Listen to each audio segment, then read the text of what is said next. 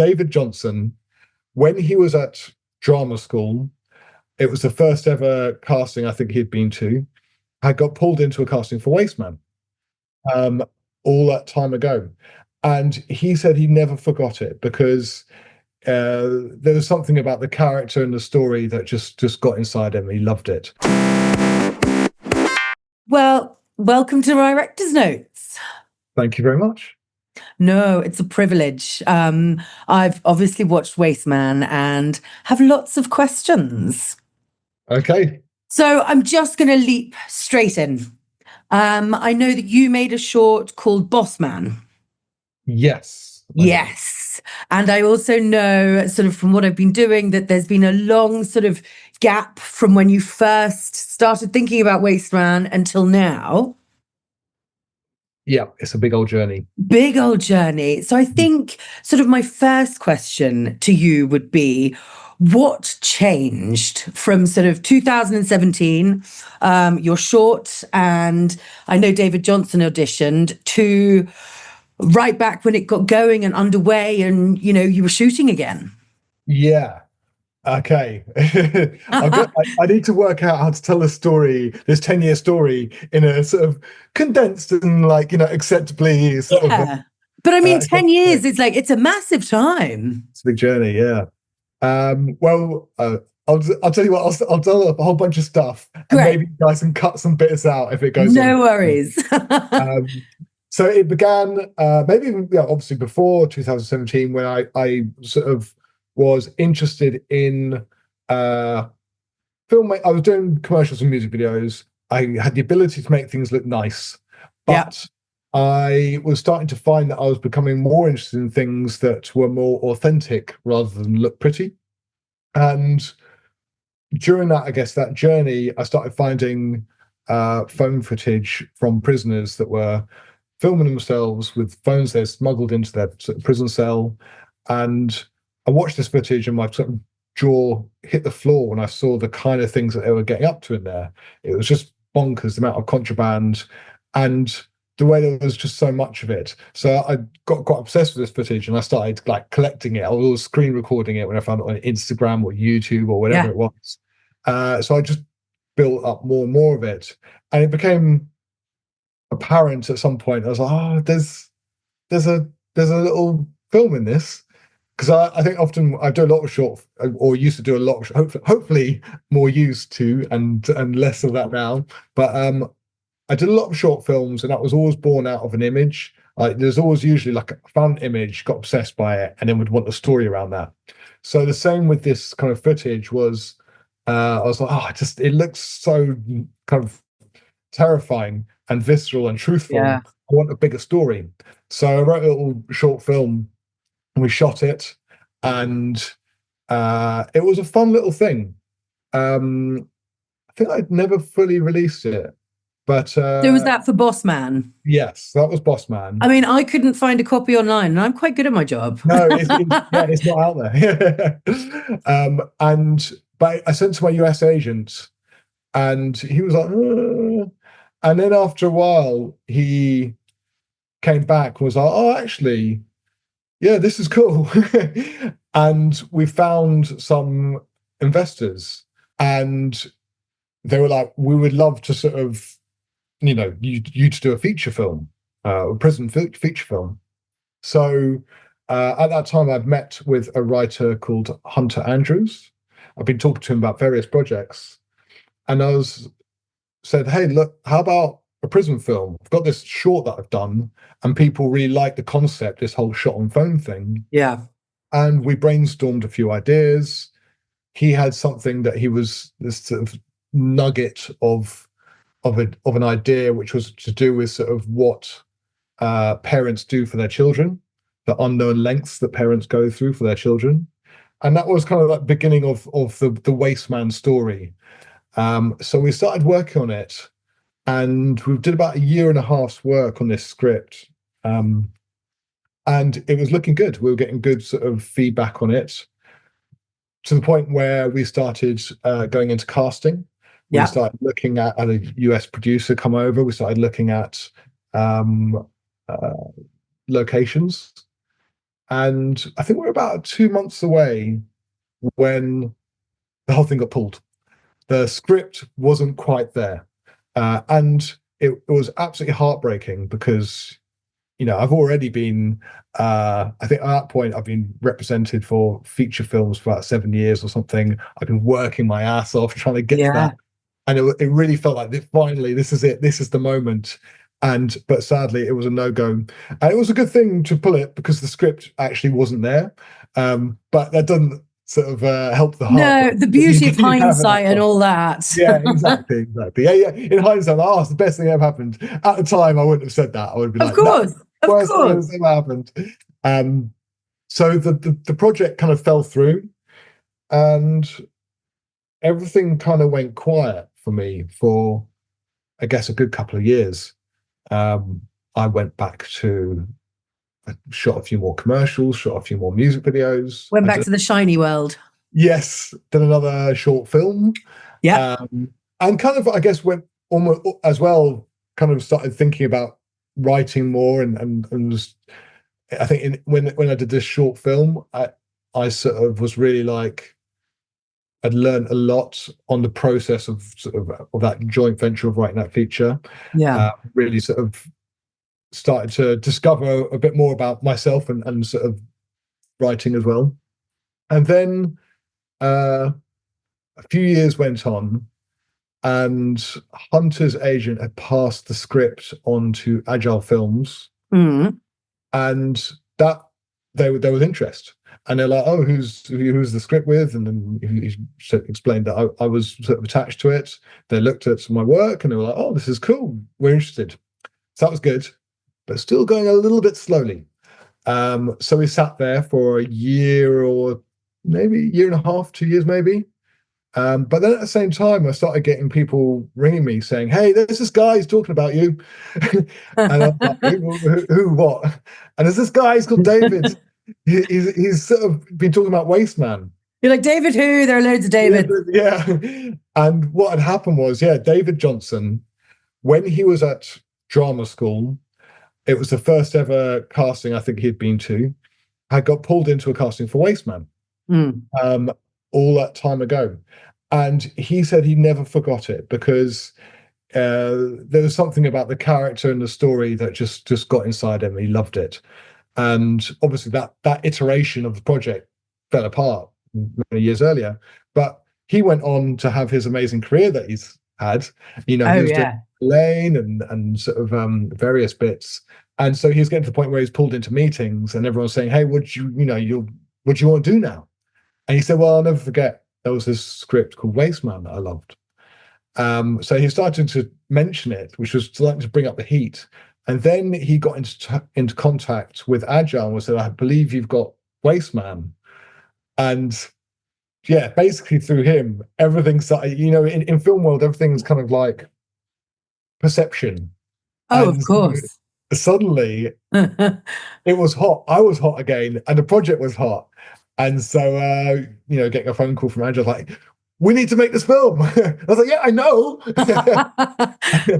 And the wheels started moving with sort of David Jonsson's amazing sort of heat and passion that he sort of brought to the project, sort of reinvigorated it. And it was like a sort of phoenix from the flames. It started to live again. And it was great because weirdly, the best thing that happened, there was that earlier moment where we almost shot and didn't. It meant that I'd had time to sort of really sit there for a few years, think about issues with the script and like really sort of correct them in my mind. Yeah. So we were able to go back and make more tweaks to that script. Owen came on board, the second writer, and he did sort of some great work with the second half of the script. And the resulting script, I was like really, really, really happy with it. And it felt good as well because I think the first time round it was very fraught from my side because I was so desperate to make this thing happen that I might have just been willing to overlook things just to get the shoot and make the film. Whereas the second time round, it was much more considered. I'd had that space and time to really think about it, and was like, let's do something, and also do something that was truer to perhaps something that I believed in. Yeah. So I'm very happy with this iteration and how it came about, even though I had to wait 10 years to make a film. Yeah, but I think that's a great journey. I mean, all journeys are different. I love speaking to filmmakers about how they got their films made, because often there's a lot of mystery, isn't there? But then actually, when you look, there's so many moving pieces. There's so much that has to fit into work, and a feature film as well is phenomenal. And I think, yeah, you've got every reason now to, obviously be incredibly proud, but it's your first feature and the time was right. And I don't believe in luck. I don't believe in that, but maybe there was some kind of serendipity, right? Yeah, I think it needs all of that. It is the full work. Yeah. So, I mean, I've got so much I want to dig into, and I want to speak about performances. But first of all, I want to know about finding that prison, that location. I'm going to ask you about how much was sets and everything, because I've watched a lot of prison dramas. I think there are a lot of prison films, and there's an authenticity to Wasteman, which obviously comes through a lot from that found footage. But the location, I think, was so central to making me feel so stressed. Yes, the location was fun. So the location was built. It was built out of two sets. Okay. 2/3 of the shoot was a built set. We built that. We built 2 prison cells next to it, and that was Phoebe Plattman, our amazing art director, who just really had such attention to detail, and she based it upon where we filmed the third part of the filming section, which was at Shepton Mallet prison. So we scoped out that place. Phoebe took a lot of measurements and a lot of meticulous kind of work put into sort of recreating that, and even finding the colors and everything. So that was the and also Lorenzo Levrini, our DOP, was really, him and Phoebe worked really well on sort of recreating that look and light as well, so that it's perfectly seamless. It was lovely. It's identical. We had the joy of being able to be in a London sort of film set, and yet somehow our characters walk in and out of that cell and go outside, and it all looks absolutely seamless. So I put that element down to the skill of those 2 HODs who just knew what they were doing. They're professional and did great work. Absolutely. Because, I mean, obviously watching all of it, but especially that key scene when the huge fight's going on. So there's 4 of them in the cell already.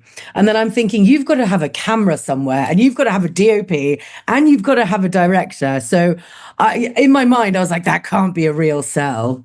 There's amazing. I should try and get you some footage that Lorenzo, he put a little camera up in the corner to capture it, because the choreograph work was so amazing. Even just for the sound guy, suddenly he's has to become like a dancer and understand sort of fight choreography, because he's got to dodge to the left, dodge to the right, camera needs to come in here.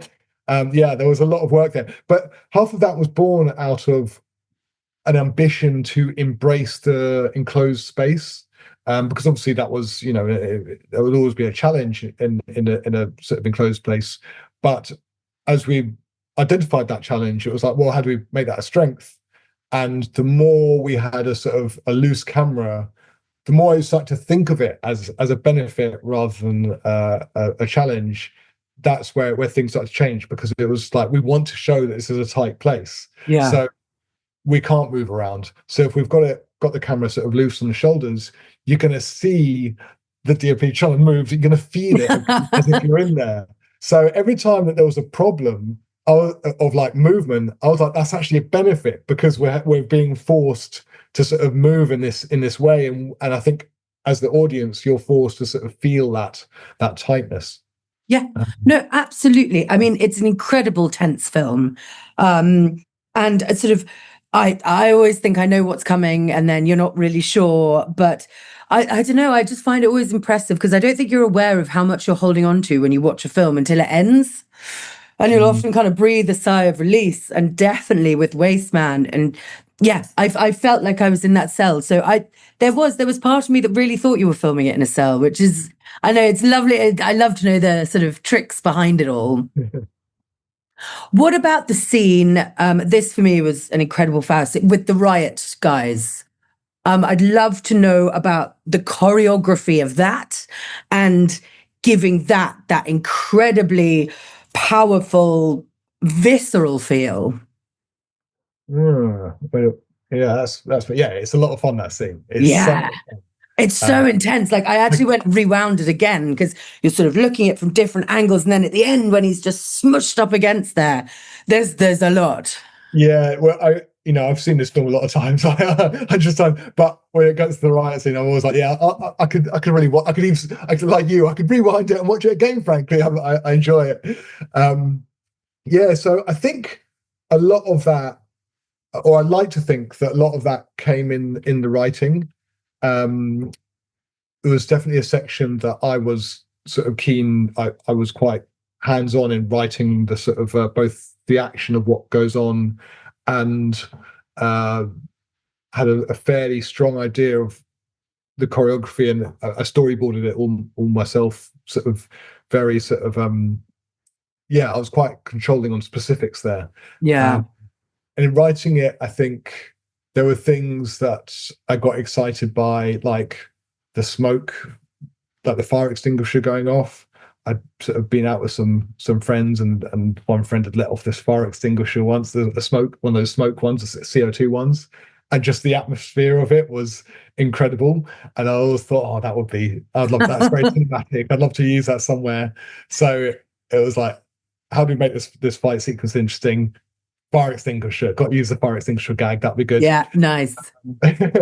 And then I guess there was something about it. I remember in the script writing, it was sort of almost like thinking of it almost as in operatic terms, almost balletic in some ways. There was a time where I was almost like, oh, would you put sort of, balletic music over the top and like have fun with it? Fair. Do that quite so much, but at least that was the thinking in terms of being quite epic and kind of like yeah, more than just like a crappy little fight on the floor. Like what's interesting about it? So yeah, there was just thinking about all those little details that make something interesting and how it affects everything. And even if the prison guards have been pissed on by by inmates or what have you, to make it more interesting, let's do it.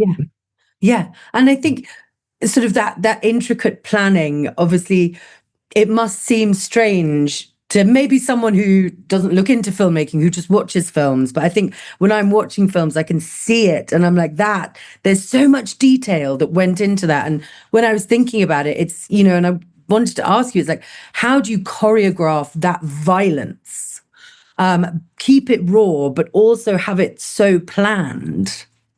Yeah, I mean, definitely the storyboarding helped. I think the background of music videos as well, where music videos are like there's no story. It's usually just like, here's the thing that looks cool, and it's sort of like someone geeking out over an aesthetic often.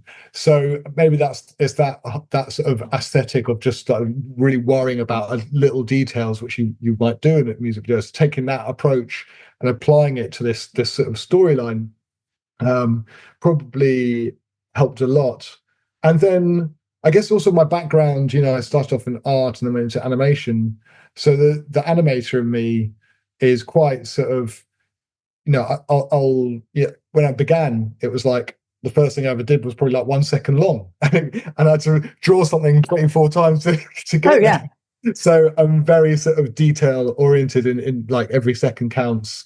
And then that goes for when we're in the edit. I'm very sort of fastidious and on that respect. And luckily, the editor James Dimitri is equally will go down that level of geek with me and really be sort of counting the frames. 2 frames too long, 1 frame more, and just sort of cutting it down to the finest little details. Yeah, but those things matter, and that's how you feel that pace and that rhythm and that intensity of it, because you don't give us much relief ever. It's sort of building up again, and then you think that fight scene is going to be a huge bit of release, but then you just see them all back up, locked in their cells. Yes. Which I was astounded by, but actually thinking about it, I was like, that makes sense. You can't just move prisoners all the time they fight. You'd be, everyone would be moving the whole time. And it's just, so with the edit and everything, building that pace, which you've definitely got. Along with pace, and this is something I always love to explore, is sound design. And it's quite a sparse score, but when it comes in, it's not quite the ballet or the opera, which I would have quite liked to hear.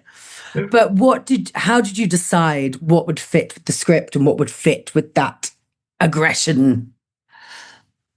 Yeah, that was... trying to think if I had any preconceived. I had sort of definitely a few reference. Like my brother's a sound designer, so I talk about it a lot. I'm interested in that thing.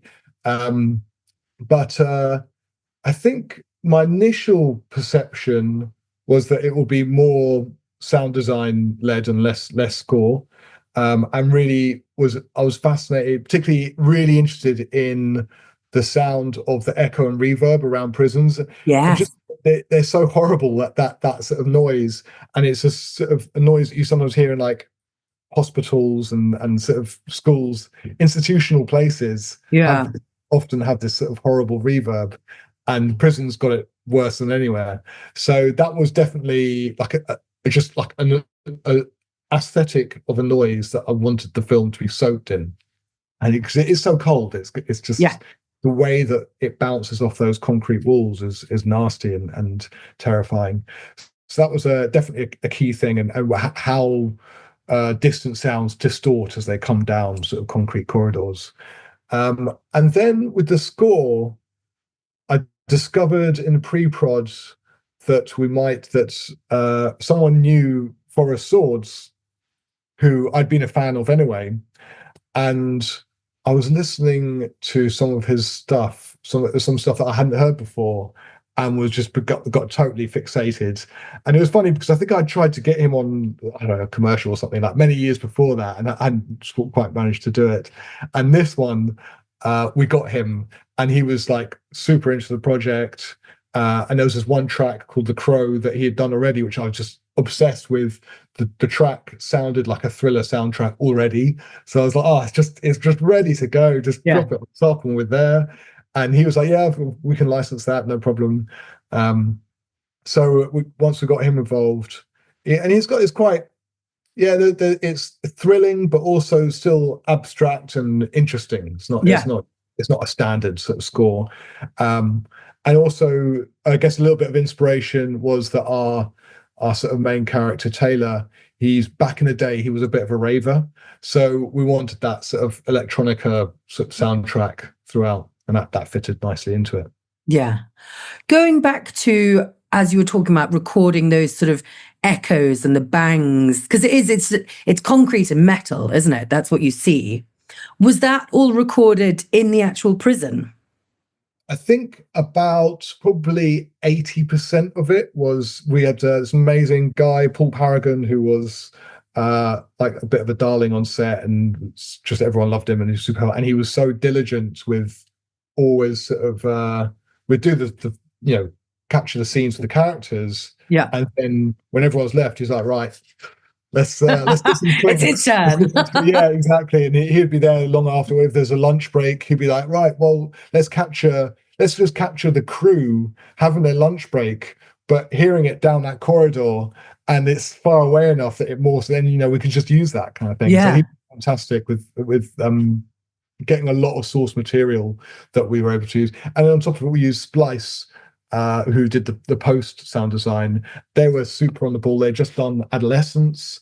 So what they were doing, and they brought, they were able to sort of apply this echo to all sorts of stuff. And there was an amazing moment where they got in a whole bunch of actors. This is my first time doing this, I think it was all on Zoom actually, but they got in like a bunch of sort of jobbing actors who came to their studio.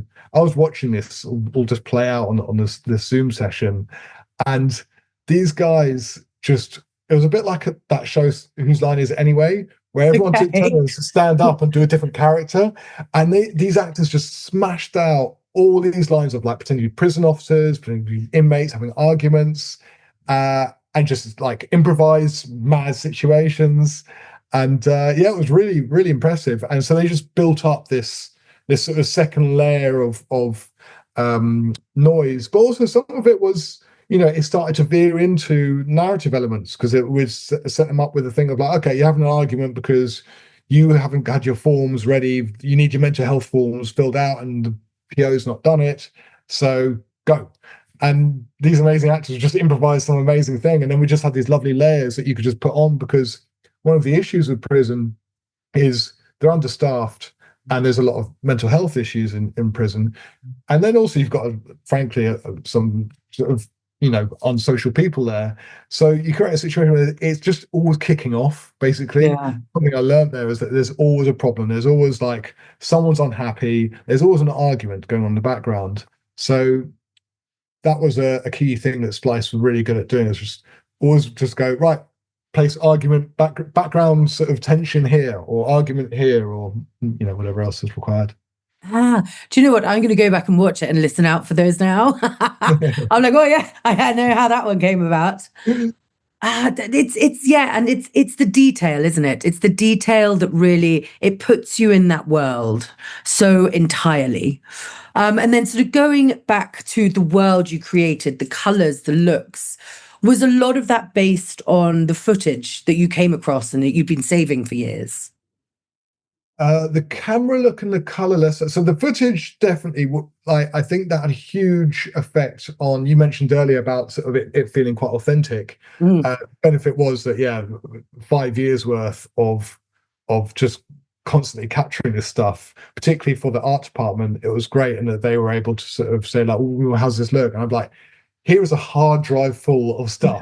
Yeah. Like, you've got gigs where you can spend hours watching this. This is what a cell looks like. This is what a cell looks like with this contraband. This is what it looks like with this contraband. This is how they hide the knives, and all that kind of stuff. And so that was really, really helpful to be able to give them quite a specific sort of reference material. There was still some work they used to. I remember we did a Hooch. There's a little bit of Hooch scene where they're making Hooch, and sort of I didn't know the correct scientific process that at the time that we had to go through. So I remember last minute myself and Phoebe Plattman trying to work out how they made Hooch, and she went off and sort of learned her system, and I learned from some inmates, and we got it at the end with the Ziploc bag, and it looked thick, exactly, and it looked thick as well. I was looking at it going, oh, that looks a bit odd. Yeah, but regarding the actual look, the look was more bored. There's a sort of stylized feel to it. I was keen to make a film that stood out and that wasn't just like another generic Brit crime thing. I didn't want it to be a sort of B-movie Brit crime stuff film, because there's a lot of that out there. Oh yeah. I was desperate to not fall into the sort of those cliches, and there was those actors that we had available that perhaps were maybe at that point better known, but I felt would misrepresent the brand of the film, make it pull more into that world when we're trying to create something new. So the look was important for me, and luckily I had the sort of experience of sort of shooting commercials and music videos and really playing with various lenses and stuff. And I'd shot a music video relatively recently. I'd used the opportunity to play with this sort of camera and lens combo. Okay, so, what was it? We love a bit of camera geekery. Oh man, so is there Alexa LF? I can't remember the lens now after all that. there was Canons actually, but okay. But yeah, anyway, sorry, carry on. Prime lens Canons, and then I remember Phoebe, when we were looking at the cell color, we had this color that matched the prison perfectly, and she was like, these are the color options, the swatches, a bit like when you decorate your house kind of thing. And I remember just thinking, can we just get a little bit more teal in there, because wanted to get that sort of that clash of the teal and orange that is that sort of more cinematic feel, and because they're opposing colors. Yeah. So just put a little bit more sort of greeny blue in there, and it really made everything pop in that cell. Just the colors of their skins just look so nice against that color. So I was really happy with that. And then the rest was probably down to Lorenzo's amazing lighting. Yeah. I mean, with the lighting, because in the actual, prison, and we see it's just a tiny window, isn't it? Just a Yes. sort of little barred window. But you see a lot in the cell, and sort of there was part of me, I was like, is it that harsh, like sort of hallucinogenic, not hallucinogenic, you know what I mean? The big bright bulbs. How did you sort of set it up so it didn't just look like you'd turn some lights on, essentially? Yeah, well, it was this was the benefit of being in the studio, was having all that control. Yeah. So Lorenzo just was able to sort of constantly, like, we were able to go from one scene to another really fast. Be like, oh, it's nighttime now, click. And also because of that, he was able to be like, okay, I could have like, 8 different lighting setups if we want, and have all the lights kind of ready just to sort of flick between them all. Nice. We had a nice sort of moment where, I mean, it was tight, but we had a good few hours before we started shooting, where we were able to sort of go, right, this is lighting 1, lighting 2, lighting 3, lighting 4, and these are the different sort of setups for each one. Yeah. Yeah, because you had 18 days, didn't you? Yes. Yeah. Yeah, well done. You're like, my debut feature, I'm going to shoot it in 18 days. Yeah. It was so tight. There was on the first day, I was looking at this ridiculous schedule going, oh, this is mad. We're going to have to go like so fast through these pages. And so on the first day, I remember, I think we were doing a sort of cell-beating scene with the Manx, which involved Alex Hassel and Corin. I remember they arrived, and we had about 10 minutes to get the choreography to sort of rehearse the shot before we started shooting it. And so they come, I'm waiting in this cell, and they all come in, and I was just straight on. I was like, right, Alex, what's going on here? So go in there, and then you turn around, and he's looking at you, and you're angry, you're pissed, you're doing all this, and they're all coming at you, and your motivation, just like 1,000 miles an hour. He just looked at me and went, good morning, Cal. And I was like, oh shit, yeah. Yeah, hi. Good morning. And then I was like, so I was just so stressed and knew there was so much to get through it. And it was like that probably most of the way through the film, to the point where a lot of the time the guys got one take. Wow. They delivered the line, and it was amazing because, as I think, everyone has responded really well to the performances, and which has been lovely that people have sort of said such nice things about performances. But I'm always like, if you knew how little time these guys had, then you'd be impressed by the performances, because that's, really raised the bar. Yeah. And I read sort of in this small interviews that you've done that you just let them be actors, which is how it should be, because both of those guys are amazing. I'm a bit obsessed with Tom Blyth now. And I've seen David Jonsson in loads of things. I think he's amazing. I've got his short. He submitted it to director's notes, and I'm still waiting to interview him about his short. I'm so excited. But one thing I did want to ask you about, and this is with Tom Blyth, is I see a real descent into absolute insanity with him. He sort of comes in, he's like, I'm Jack the Lad, I do this dealing, I got this, I've got that, I'm friendly, but I'm also a bit scary. But you turn him into this incredible madman. And you must have done that sort of really quickly. And for him, that headspace, did you always want him to end up like bonkers? I always wanted him to end up scary. Okay, scary, yeah. And there was definitely a debate between me and Tom about how we get there. Yeah, of course. I originally, and this is like I'm going to explain why Tom's such a genius, and how hopefully he'll be, doing amazing work continually from this. But originally I was like, in my head, this guy's a psycho. He's terrifying. If this bloke came into your prison cell, you'd be very nervous. And so I was thinking of references of terrifying kind of guys. And I guess like an obvious one is Don Logan from Sexy Beast. Okay, yeah. He's got that kind of military style rigidness to him that is just full on terrifying psycho. And so when Tom and I were discussing D, we had a lot of discussions about him, and sort of testament to this is the fun thing of working with good actors is like they need to know everything about their character, and you have lots of discussions about everything with these characters and get deep. And Tom was a little, we're talking about sort of, is this guy a sociopath? And he's like, is he so? And I said, well, clearly he's a sociopath. And Tom was like, but is he though? Because obviously, as an actor, actors always have to love their character and have to sort of fully embody to love them that much, to embody them. They have to sort of love them. And he's like, but not everyone's 100% to 0% psychopath. There's different sort of elements. And I was like, okay, that's valid. So maybe he has strong psychopathic traits, but there's some heart in there. And what Tom brought to it was actually like the humanity he brought to D. Okay. Was strangely the scariest thing to D, because the more when you start seeing D getting vulnerable, that's where you start to think this guy is dangerous. Yeah. And so it was really interesting and it was something that, I mean, is there in the script a bit, but I thought Tom really brought out that vulnerability, and therefore, you feel for D weirdly. I did. I completely empathized with him. I really, right up until the end. Yeah.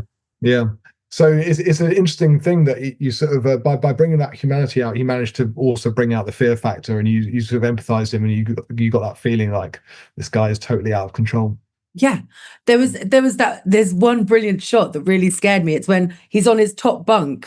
Oh no, is he on the bunk? Anyway, he just kind of peers over and looks down, and these eyes, and I was like, oh my, like I kind of got a bit of a Shining vibe off that. It was brilliant. I love that. It's on the side of it. Tom's there, like, right. You wake up, there's someone there 2 inches from your face, and I love David's reaction. He's like, "You're right." I know. It's like quite a. I would have screamed and like. Yeah. And there's something kind of terrifyingly, like childish about it as well, in a way, which I guess as well comes out, and as soon as D kind of does something nice, I'm like, oh no, I'm a bit worried. I don't think this guy does something nice just to be nice. Yes. And I think that's one of the things, and as well, you can see with the film, I'm like, this is not going to go well. Yeah, there was a couple of references I remember at the beginning thinking like sharing a cell with D should be like sharing a cell with like a cage with like a tiger. He's like stuck in there, and could be like a zoo tiger where it doesn't like outright eat human meat. He probably used to like his meat on a plate. But at the same time, you're going to be fucking wary of that tiger, and you kind of probably know that you're on. It's like a matter of time until eventually he's going to get pissed off with you. And I like that thing of just having to walk on eggshells around D, and accepting gifts from him is kind of as terrifying as getting berated by him. That's it, the whole thing. But at the same time, I wouldn't say no to anything. Yeah. I'm like, yeah, sure, thank you very much. Yeah. So, I mean, just to kind of, culminate everything, there is tons more I could talk about, but sort of want people this is definitely a film that has to be watched, absorbed, as all do. But this, as a first feature, and that this did take such a while, to come off the ground, what does it mean to you? And, the BIFA, the Douglas Hickox, this is my favorite award. The selection of films they're superb, and they're so different this year. Yeah, it's awesome. It means a lot because I feel like I've been, I'm pretty old these days. I'm not. I'm sort of 50 soon. I've been working towards this film for my entire life. Even when I was like 9, I was drawing cartoon sketches and all the sort of comic book sketches. So I feel like I was a filmmaking even then. Yeah. And then it's taken a bloody long time to get here. And when you work on something, after sort of 20, 30 years, with that ambition of one day being on an actual feature film set,